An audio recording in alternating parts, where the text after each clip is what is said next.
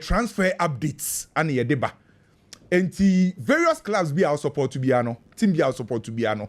And transfer updates bi wo ho awate updates about details e no and ye dey ma on internet enya analysis transfer updates. Ken Nanse na mebeka asem bi fa Real Madrid ho. Me wie ye no na Madrid supporters bebre na antemase.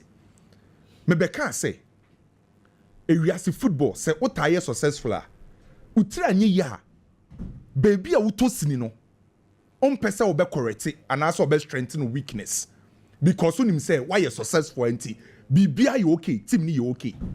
Last season na Real Madrid nyoma course ye de mo ma omo dominating Europe omo dominating Spain no na Madrid team na the best too but find a way to win majority of major titles omo compete here no Ama Madrid for and hwese on best strengthen omo weakness na baby enko ye no and this season ye nyina ye hu say team no omo paying a lot of players I bet my boy man next season be compete and obi a watch Real Madrid this season be enim say baby ba kwa Real Madrid to sinipa no omo defense Madrid about 60 games I conceded 76 goals very bad on the part of Real Madrid akrakitu akwa Real Madrid claim say defensively omo very poor injuries are home. Now Real Madrid 4% almost strengthen on defense. I say Dean Housen or Madrid the next 24 hours a brand ten back in the medicals with Real Madrid. The next 24 hours Dean Housen in the medicals with Real Madrid.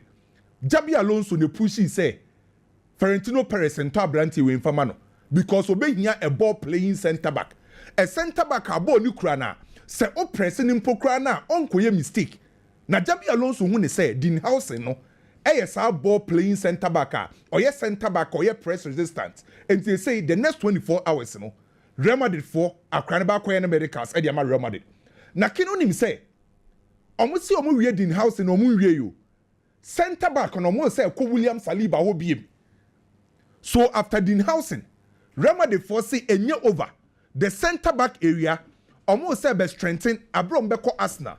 Abranti friend say William Saliba omo kofano. Ye bra me mu no me busumi no ana team e friend say Arsenal e ka che Real Madrid for say William Saliba no mo nton no emfa ma Real Madrid bobuku no mo Arsenal ni mpokra no William Saliba no ye key figure e de mo o come key players no ka ho bi na brand ye ni mpokra no contract be 2027 no omo Arsenal 4% omo say renew the contract ni bi na the 180,000 pounds a week omo je no omo person omo de ko 250,000 pounds a week. Enti omo nton no emfa ma Real Madrid boboku no Real Madrid for whom say after Dean Housen still na no on be say here another center back no and yes Jabi Alonso asa ka kire Florentino Perez and Real Madrid mpanyi for say e kwan bia so e wo so mutiminya William Saliba esa de ne beka Dean Housen e de ne ho na yes Real Madrid for ne ND Sports Management akasa Madrid for ne ND Sports Management akasa omo na represent William Saliba. Ama William Saliba so aka kire omo say ono the only problem o say Real Madrid betimi ne Arsenal for ewie dia ono William Saliba no or you ready so betima be join Real Madrid bobuko no enti say Jabi Alonso say push for another center back Jabi Alonso aka kire Florentino Perez say ope William Saliba so the center back area for Real Madrid 4% almost saying 2 Dean Housen William Saliba say so me wie Dean Housen aka William Saliba say sa 2 players ni nyina ba Jesus Vallejo and David Alaba out Madrid ewie Dean Housen omu wie William Saliba Vallejo and Brante friend said David Alaba be free Real Madrid bobuko nim so as it stands now the center back area for Real Madrid William Saliba so Madrid asha see amosa push bi no omu wie a Brante friend say Alvaro Carreras Real Madrid for so epe no Accra no ye Real Madrid for Accra anom de ne koma Manchester United ana Manchester United for ton no e de koma Benfica omo ton no 6 million euros e ma Benfica ana Manchester United de share contract nim say omo buyback clause e bi wom na Manchester United dey say pa Brantie na umbetua 18 million euros aba fa Brantie no na Manchester United e wo till 31st of December this year say Manchester United already e wo Patrick Dogu our the left back area so likely say Manchester United then confirm Brantie we our the left back position Jabi Alonso aka say or say pa Brantie we esad na baba be share the left back area ho so Real Madrid for any abre and na Benfica for catch Real Madrid for say omo da go Accra no release clause of 50 million euros sema ye ready dia mo betua say ska no enken me no mienu nim say team ba ko a onfa ni sika semu ndi agro ye Benfica obeton player ne dia ma by ni sika de obeje na ade Joao Felix, Enzo Fernandez, Darwin Nunez, you can name them. Into my catch Real Madrid for say, Omumbe to 50 million euros, Mbefa Brantie no. Sa Brantie is also ebe PM Real Madrid da. Between Frank Garcia and a fellow Mandy, Bako so beko. Ba me no ka say Tio Hernandez. A ofa ne ho de ama Real Madrid for say, so me nya left back bia no Tio Hernandez no. Opeso besia kind ma Real Madrid bobuku no. So say Real Madrid for a business. Omafa Arnold right back. Omo for center back Dean Housen, Saliba, left back. Omo say another midfielder. So I likely say Real Madrid for transfer we no Oman sign krano minimum of 5 players. Real Madrid for befa. Keno nim say pressure was na for. Pressure be a was na so no nye pressure ketwa. Ye nyina nim say Victor Yokares. Arsenal ni team anke say ankomu de o mawie kra. Na ye sorry ya. Liverpool for so abe radio nim serious one. I mean, no, can say, and yet Arsenal Kwan Ekofa Victor Yokares. Yes, see, ne Liverpool for be ready, you know. Na pressure Liverpool for them, my Branton agent, no, and your pressure kitwa. This season, all cast strikers are Team Sako Mopa or Kahubi, Victor Yokares, no, 52 goals and wash the entire season, and you're bad for this player, oh, see, I can Portugal. Already, as Liverpool for Gideon more Darwin Nunez, no, abafom. And Liverpool phone him say Mohamed Salah no omo ntimi depend on Salah so sa Salah extend obetna enti say Salah mo goals kakra e wo say omunye obi a obe adi goals ne kakra na complement the effort of Mohamed Salah and next season betima compete e wo Europe and e wo England na omo to many more for no ntimi for we need 2 players na wo ho no so enti ombe hi obi obetima mo goals e na ma e say team e friends Liverpool for ni abre Yokares so ai nkomo akosuka epayi na enyem one because story ni beto Joseph Florent Vit akopie mu England no obi enim so ko Manchester City obi ehun until say later yet say Liverpool for ko si abrante no enti Liverpool for ni edusuma siga so o mo say no omo ma Arsenal kwan compete for Victor Yokares Liverpool for Belgium is can Liverpool for so me ready 60 million euros no on betimetua. And 2 years Arsenal striker na mo peno Liverpool for Belgium Liverpool for pe player embeye dene Hansi Flick akache Barcelona for mamindi kambo Barca so na omo ji omo league on ba ko win game no entime nye ho analysis congratulations Barcelona Hansi Flick akache Deco ni Barcelona mpenyi for still na no hia center back na center back openo ope Jonathan Tah ana Barcelona mpenyi for say Jonathan Tah de enim so ne Bayern for ewie because Jonathan Tah agreed 12 million euros a year with Bayern. Ne signing on fee Bayern de man because oko free 50 million euros. Omo agree. Adenti na change na won no. Na Jonathan Tah de Barcelona wie you. The reason why I went to me Barcelona nyina ne say Barca ntimi an guarantee no. Say oba o metima register no. Na eno na ena wie ya. Barca for after Jonathan Tah ene ni agent. Oni ni agent. The super Piniza Havi. Barca for after Piniza Havi ena wie ya say. On cancha branch en son se na adwen. No ba on betima register no. Oma catch na wie ya say abrante na wa agree with Bayern no. On sesa na adwen. Na according to people omo ye close to Jonathan Tah, yesi na komem no, opese obo Barca no. And opese obo under Hansi Flick. Na Piniza Havi no, one one Laporta ye one. Why na de Lewandowski ba Barcelona? Ye Piniza Havi. Why na de Hansi Flick ba Barcelona? Ye Piniza Havi. Marcus Rashford epe Barcelona aba no. Oko Piniza Havi was one Barca for nkasa. Enti Piniza Havi Barca for aka chen say akra no on kanche no nsesa na adwen no free Bayern no bra Barcelona because Hansi Flick si obehia enti ye yes adio no na we dem member ne tell deal na ekoso na agro say ya yampo na minim say ye rumor Rafael Leao ni Arsenal ya yampa because Arsenal per left winger Nico Williams Antoine Semenyo Leroy Sani na ye say Rafael Leao de no Andrew Better and you push for the deal. Andrew Better a close relationship with Portugal players no and to push for Rafael Leao. By problem our money say Accra will release close of 475 million euros. And the only obstacle by Andrew Better a push for Rafael Leao and they ask to Bukayo Saka Rafael Leao Bukayo Saka Rafael Leao nanka Yokares bi jina mfimfio na nka se pate betina na Declan Rice ni Zubimendi as the move ye de enti Kane transfers ne de asase boboba se uguru asisu ni PG enkomo na asase de ndende latest no ye de beba Victor Boniface ni Newcastle de na beto odwa no onim se na nkofo nim se Victor Boniface eba Newcastle de a ene Isaac ko by say Isaac betina because of Callum Wilson enti na Newcastle for akofa Victor Boniface enti afi transfer ne Kane hiti a pan mu ayede this is India papa bi mu so ko club World Cup na nko yi a o mbese aba transfer market no adwuma ebeko so Adolson bremo kakre mera second maminchia awoshi ewo dunkwa no fin awoshi na yembo nkomo Clifford Cheba for so enjoy show no ewo US Clifford Miami Clifford into show no live enjoy bagana Obaya beto na adwuma so Clifford Che obija adwuma no onja beto na adwuma so obaya so far na obaya adwuma ayeso obi security man or US Clifford Ken me that see niema na ekoso sisi ya no Ken etwamfoni eletress afi Madrid transfers or mobile no esa clubs near smart. If you want Madrid players, who this Madrid will sell. Because I am beginning to feel, say, Madrid ever top players power, but they'll be very meticulous on the kind of deals they are doing. Sure. Say, normally, so be top player over 100 million euros. Now say a release clause. Sometimes they go and negotiate, say, paying 100 million euros, over 100 million euros a day, and it's easy. So agree for us to spread the figure.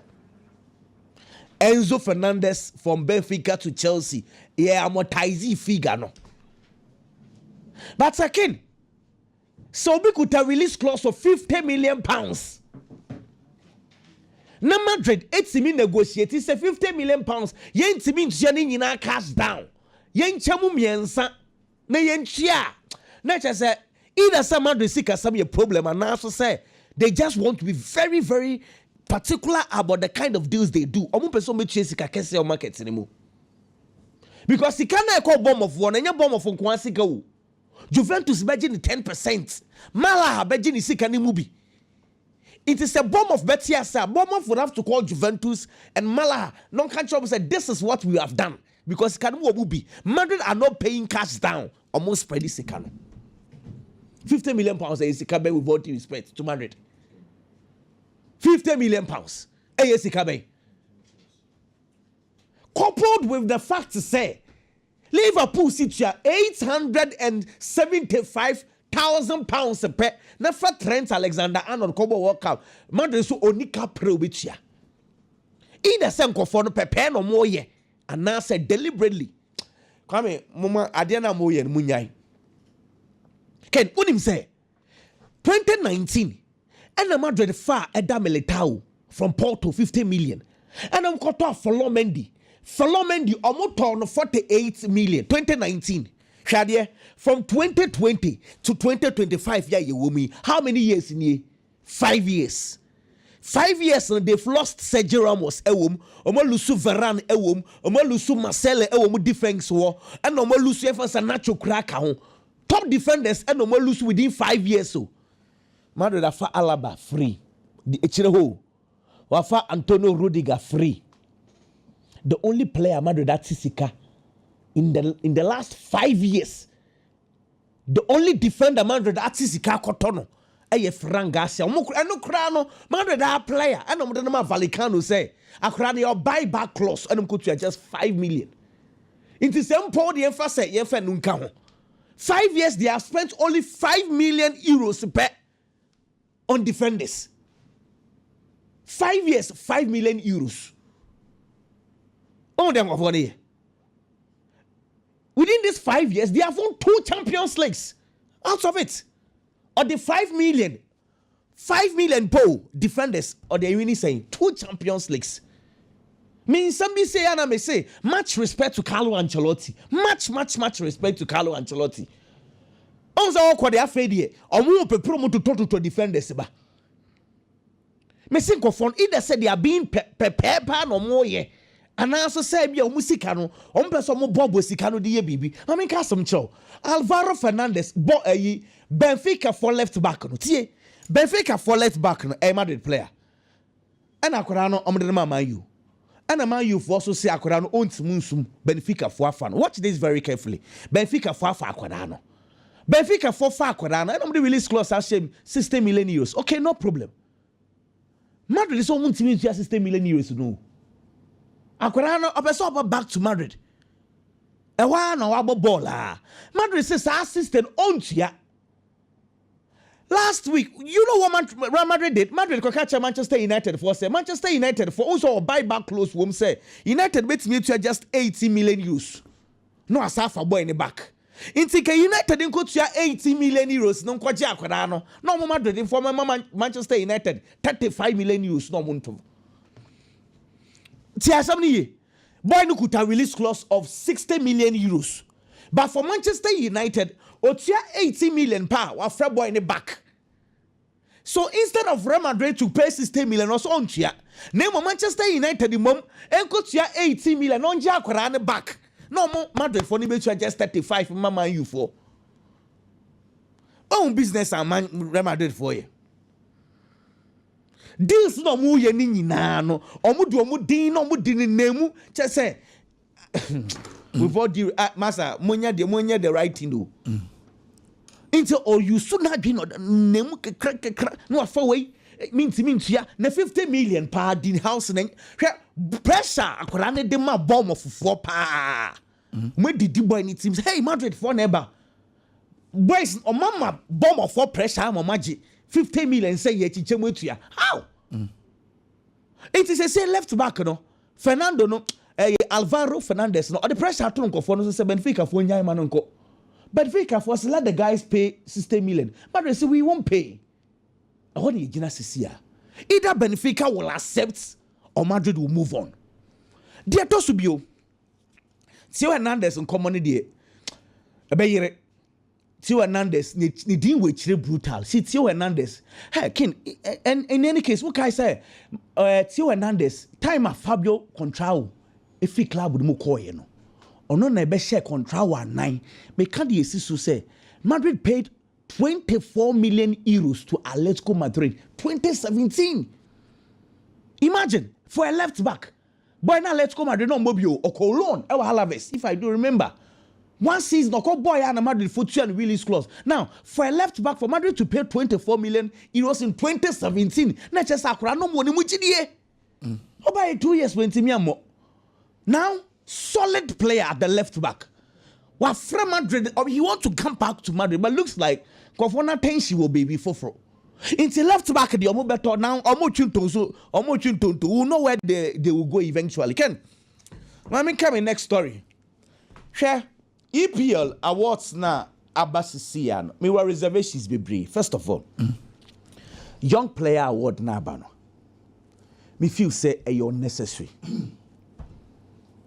I didn't. Emrana chere say you need to be 23 years and below for a young player. It should be 20 years and below. 23 when you 23 and then current football day 23 when you can imagine say young best player give me the list William Saliba not Oshim Saliba don't know 24 but Nansian already 24 into the so you can imagine say yeah young best players for premiership for the Saliba wom and uncle for say master Kopama what is that Kopama level ni on a Langamo King Kopama last on a young best player who defended title and no defense. If you defended that, feel for that just was you know. Now Kopama no, me say I'll keep on defending this guy. See me person bisa say Premiership na yeborn kini. Chelsea players ni nyina they was go kese Kopama. Afia yes wasano. Was 15 goals. The odinechi Nicholas Jackson. Yeah. Okay. If I go to Tonchen. Yenya assist. Chelsea team ni nyina o Premiership no mo. The way assist kese pa ye Kopama 8. The odinechi Enzo Fernandez 7. Only Morgan Rogers this season what about me no. Players ni bi wo I was expecting them. Na me expect Carlos Belliba. Yeah, also Crown Senka. Now me expecting Louis Kelly. Yeah, Arsenal for Aquadano. Now me expecting a Rand Gravenberch or Camille one or necessary send over Samba. On no crown this season he lost his form. Yeah, Drew Pempen so Benedina and the performance neighbor form. And I'm Saliba na at the highest level this season. I mean, come on. And Milos Kekes bomber for left back no crown. Never was any Dean Bim. But maybe honestly, me far Dean House and Dean will be a meeting me a fucker. What is Anna? May one no EPL best player Ankasa Ken. City for Jatuaso the last 5 years. Kevin De Bruyne Jimu Minu, Ruben Diaz Jimu Baku, Phil Foden Baku, Haaland Baku. Their last 5 years it's been City. For the very first time, Omunim, and that's quite obvious because they've had bad season. Almost. I do say yes. Now, it's strange that I know Chelsea have been bad, but Moises Caicedo deserve a mention. What's he saying? I don't know. That's a name, sir. No. Take. Bruno Fernandes. I don't know. Bruno Fernandes in terms of numbers. But the team no baby at the end of the number.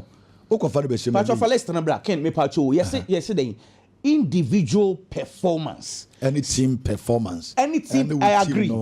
Any team performance. What I say. Now team performance, in any case, Chelsea, I'm on day in Brentford. In the Ganos way. Maybe the way we share Brentford on Timimo. But what's why? Baby, Ken, Moises Caicedo, Nadine, I was a beam. What I say. Very, but tell me 1 minute when I'm in Castle. Me say we story we say Jabi Alonso wa catch him penny for so he needs old fashioned number 9 at team phone bi Ken na me check La Liga with 20 teams are omo crosses enya kura no Madrid to so 18th omo team cross here omo team cross yeah what pimping is what Crystal Palace I don't know Mateta who go the Madrid supporters no we mbebo kura oh no kura no come very some Mateta Madrid Jesse hey, said is a Rio. The chemistry pal. And taken.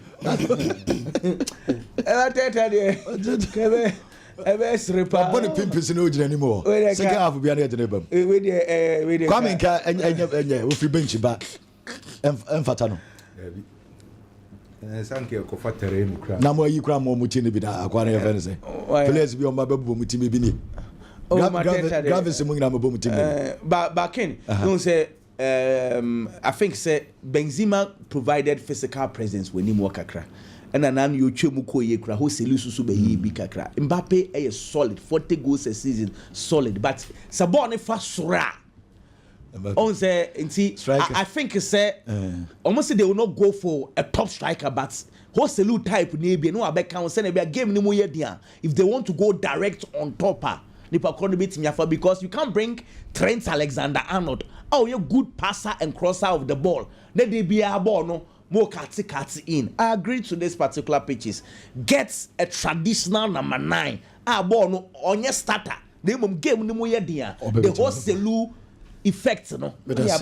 You're very sure. Medasipe. Biggie. Brakakra na yenim komo kakra na. Paris Saint-Germain is in the market for a striker. And striker now more weapon. And I'm on for raising questions, baby. Number one, a striker being or more pay. And the number 2 is a PSG compare striker by on 1 in the sense that PSG team they want to see and coach no about the strikerless system. On you see a typical number 9.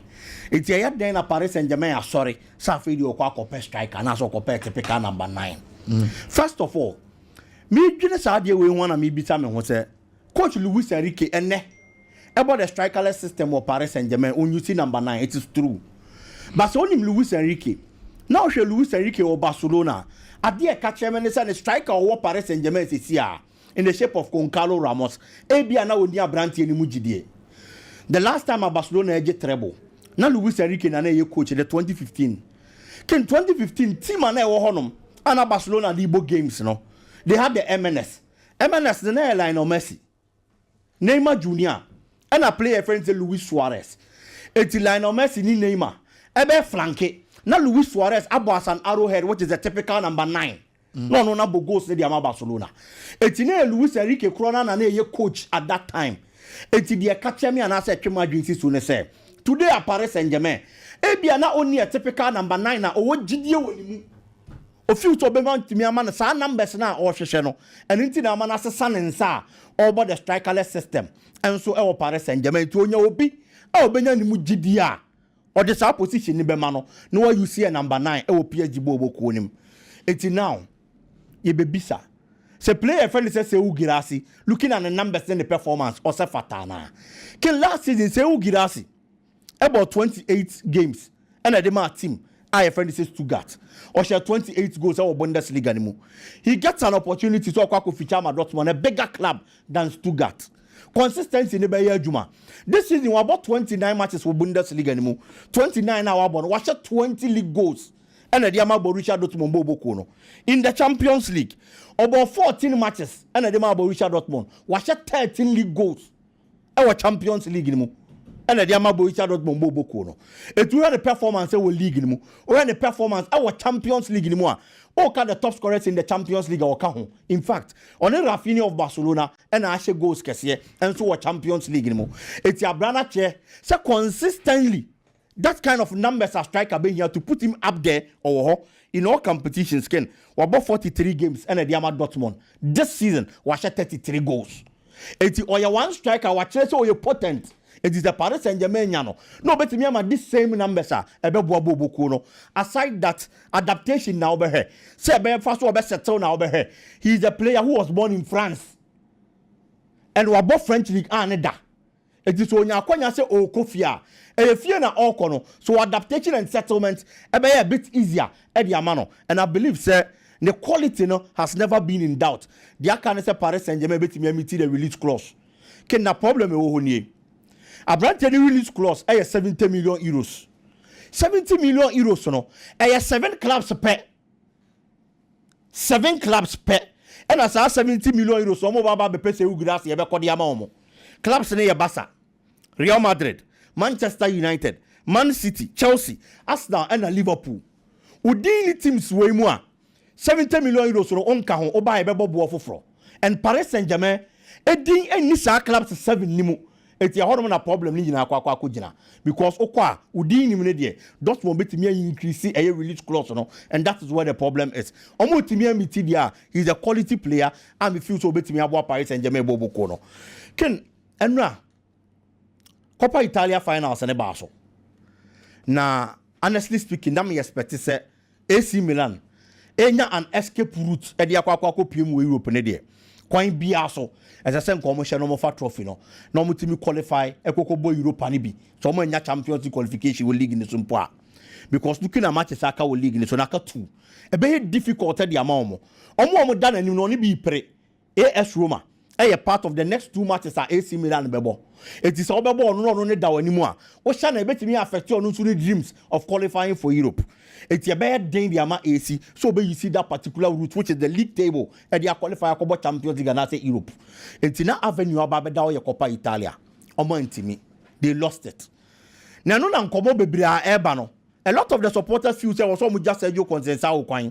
No free bobo ko ni mo. And at this stage can many supporters in the bay arguing. Baby offer AC Milan bobo kono. Any ball or your boy exiting the Champions League and on in concordant chain. So between me about homoding, it will league log and so. Now when your qualification to Europe and also why extremely difficult at the amount. It is only this escape route. No aqua in the finals. A trophy AC Milan bobo koni GBA check. 22 solid years since 2003 Omun GBM. The last time they went even to the finals was in 2018 and a Juventus kokoche no 4-0. It is a one ya sa akwanya we no akwa kopiem a. The assessor we say obetimi age. Now across the AC Milan can all your stories no kai. Say Tijani Rangers a shasi a o crazy player friend say Kevin De Bruyne. Clearly when Manchester City no beko. A lot of these players Champions League qualification any European football no a bit ultimately keep you key players. Number 1. Now so they attracting other quality. And Babeka key players now. So see AC Milan and Timian qualify for Europa. Key players and Baba Beko.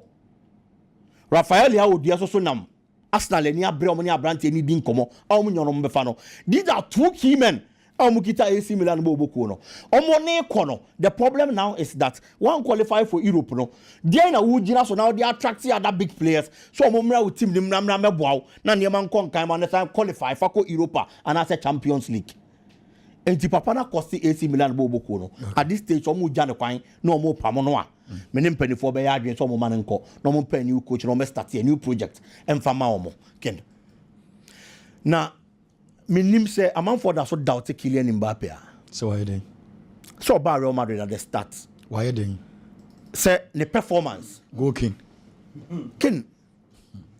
as a goal scorer enu nti ne de ba Real Madrid bobo nim say o me den o me she goals na onye den na goals na nye den goals in the talk ka bo mo say get trophies but say your bosses in Libya na ya anye trophies na at least one only part as an attacker will play the role okay. It's the other department there, and I feel he's done very well in the first season. Player behind you be that Real Madrid. Record and that was 71 years. Alfredo Di Stefano record. Said debut season, watch 27 goals in the league. Kylian Mbappe will be breaking in the 28. Well, the next season, or Sanchez, Jigo Kina, Omoko Trophyless, I'll bet to the BC. Oh, Madrid will go to the BC or Krumo. Ken he's playing his part and still my supporter. Okay. Because the Jumani so be goes as an attacker and on only goes no Oshe. Okay. It is on only shell goals in the year. The other departments in the water Mosomoye Mojuma and they support Kylian Mbappe ni attackers ni goals. Not team near solid. And one Lukaku ye be what Napoli no. And the other department in the working. Okay. But I say any a biggie on Mbappe. Mbappe dim komo. Sisia but na me dim komo kakra your car a Honda Accord 2022 model. Me so engineer 1.5. Honda Accord 2022 model engineer 1.5 Mr. Offer 0540353750 Obi a Opesa Academy a brand new fe Honda Accord 2022 a model engine 1.5 for 0540353750 your turn is CCA 0540353750 Meko commercial break abasisia Alhaji Buffalo manyane ntiese na your birthday Alhaji Buffalo ewo brekum you wish a happy birthday meba sisia meba yebeto aso sisia